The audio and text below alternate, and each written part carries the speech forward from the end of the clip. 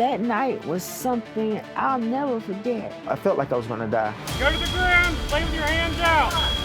Lay flat on the ground.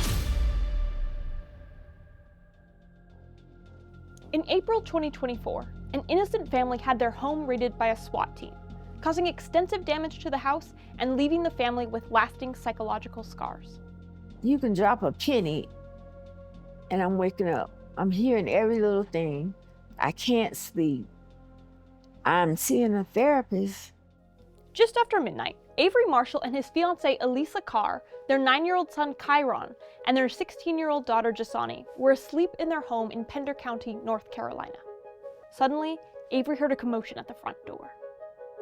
The door flew open, and as the door flew open, glass flew in the house in the living room. And I was so scared that I couldn't move. Plus, I was hurting from my back injury. He had back surgery with stitches in his back.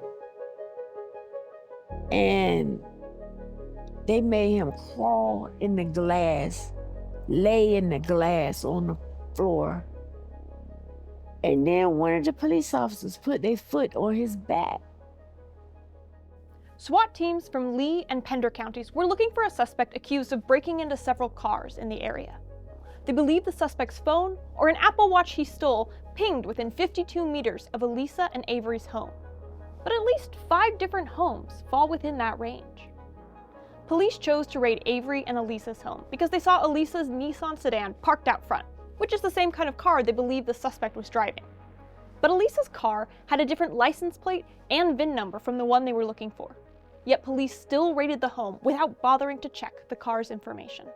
They was asking me where was the guy that they were looking for. And I'm telling them that there's no one else in the house but us, and y'all at the wrong house. During the raid, police threw 2 flashbang grenades into the home. One bounced off Avery's chest and exploded next to him, causing a couch in the living room to catch fire. The other landed in the kitchen, filling the whole house with fumes.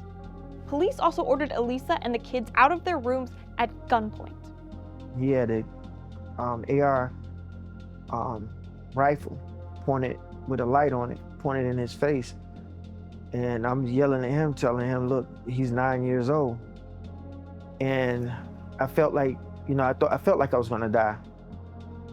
Alisa, who had suffered 2 heart attacks in the past, began to feel chest pain from the terror, fumes, and adrenaline. But that didn't stop police from interrogating her and accusing her of lying when she said she didn't know the suspect. I was just sitting there gasping for breath, and I couldn't breathe. And my heart started fluttering like the time I had my past 2 heart attacks. So I told the officer, I was like, I can't breathe. Finally, the police called for an ambulance to take Alisa to the hospital. While she was there, the raid continued. Police handcuffed Avery and yanked him up, re-injuring his back.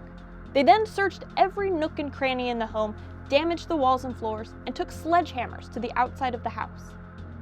I mentioned something to one of the detectives that was in here that night, and I said, what are y'all gonna do about my stuff that was messed up in here, the couch and the chairs and the door and stuff?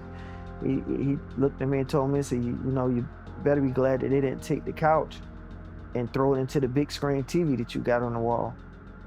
After about 3 hours, the police finally left.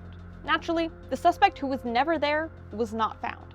He was apprehended in a different county later on. Had police taken the time to realize the license plate on Alisa's car didn't match the vehicle the suspect had been in, this whole raid could have been avoided. I do not feel secure living in this house. After it happened, I wanted to move. I didn't want to live here anymore. They destroyed my family, and they need to know that. What happened to Avery, Alisa, and their kids shouldn't happen to anyone.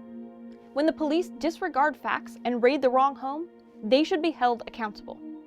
That's why Avery and Alisa have teamed up with IJ to file a federal lawsuit against Pender and Lee counties for this unconstitutional and entirely avoidable raid.